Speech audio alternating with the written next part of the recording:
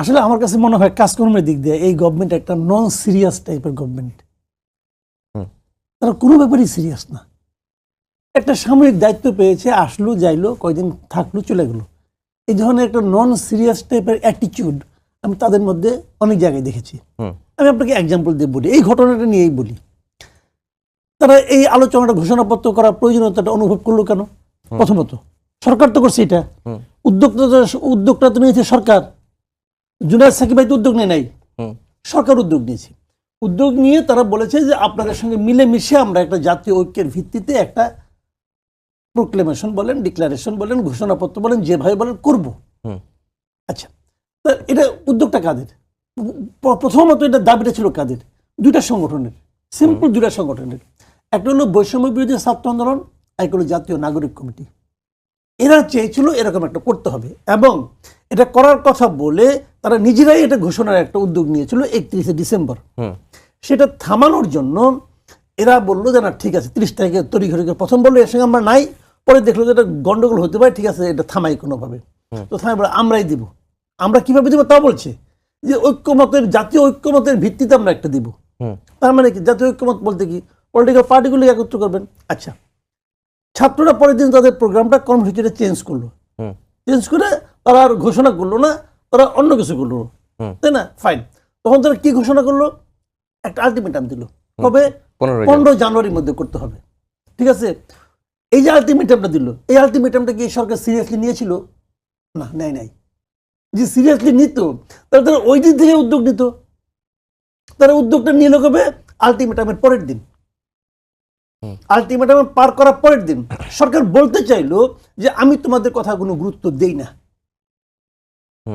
এই ছাত্ররা, নাগরিক কমিটি বোঝে কিনা আমি জানি না, তারা হয়তো বোঝে, হয়তো বোঝে না, হয়তো বেশি জ্ঞানী, বলতে পারবো না। কিন্তু সরকার স্পষ্টতই বলে দিল যে আমি তোমাদেরকে কথার কোনো গুরুত্ব দেই না। তোমরা যেই দিন আলটিমেটাম দিয়েছ সেই দিন পর্যন্ত এটা নিয়ে আমি চিন্তাই করিনি, সেই দিন পর্যন্ত এটা নিয়ে আমি ভাবিই নাই। তার পরের দিন আমি সবাইকে ডেকেছি, এবং সবাইকে যে ডেকেছে সে ডাকাটাও ডাকার মতো ডাকা না, সেটা হলো ছেলে খেলার মতো ডাকা, মানে হোয়াটসঅ্যাপে মেসেজ দিয়ে জানানো। যেটা আমি দেখলাম, অন্তত সিপিবির পক্ষ থেকে দেখলাম, তারা তো যাই নাই, তারা তো এই কথাই বলছে, হোয়াটসঅ্যাপ মেসেজ দেওয়া, তাও এটা কোনো নাই, মানে কে মেসেজ দিয়েছে তাও তারা বুঝতে পারছে না। তার মানে কি? সবাই আসুক, সিরিয়াসলি আসুক, বসুক, একটা সমাধান করি। অথবা আচ্ছা, যদি তুমি মনে করো যে এটা প্রয়োজন নাই কোনো, সেটা বলো। সেটা বলারও তারা প্রয়োজনীয়তা বোধ করতেছে না। তাদের যে ড্রাফটটা উচিত ছিল কি সরকারের, যেই দিন তারা বললো যে আমরা করবো, তাদের উচিত ছিল তাদের কাছে ড্রাফটটা চেয়ে নিয়ে ওই দিনই সবগুলি পলিটিক্যাল পার্টির কাছে পাঠিয়ে দেওয়া, যে আমরা এই ধরনের একটা ড্রাফট পেয়েছি এবং এই ড্রাফটটা যারা করেছে তারা একটা ঘোষণা দিতে চায়, তো আপনারা এই ড্রাফটটা নিয়ে চিন্তা ভাবনা করেন, করার পর আমাদেরকে জানান কি করা যায়, আসেন আমরা বসি। এটা বলা উচিত ছিল। তারা ভুলেই গেছে, দূর করছি, পোলাপন করুক, আবদার করছে করুক, ওদের তো কিছু দিয়ে থুয়ে রাখছি, ওগুলি খুশি তারা। এই যে অ্যাটিচিউডটা না, এই অ্যাটিচিউডটাকে আমি বলছি যে নন সিরিয়াস অ্যাটিচিউড। এটা অনেকের মধ্যে আছে, অনেকের স্বভাব যত এরকম থাকে, থাকুক, সমস্যা নেই, যার যার ব্যাপার।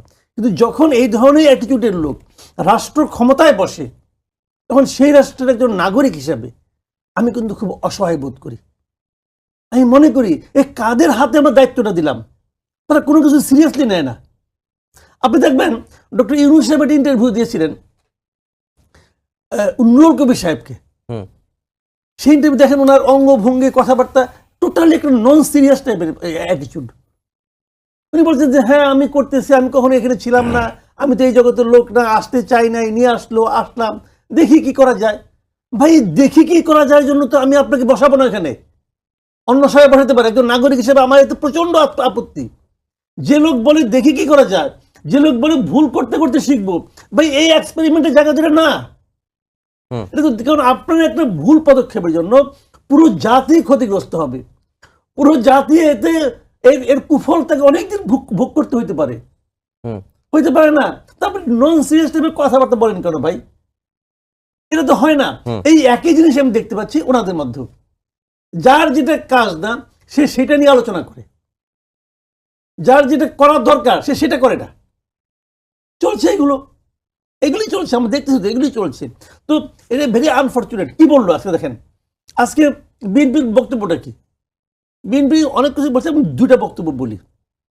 প্রথম বক্তব্য হলো 5 মাস পরে ঘোষণাপত্র কেন? এটা বেসিক পয়েন্ট। 5 মাস পরে ঘোষণাপত্র কি কারণে? এই প্রশ্নে কেউ কোনো জবাব দিছে? জবাব দেয় না।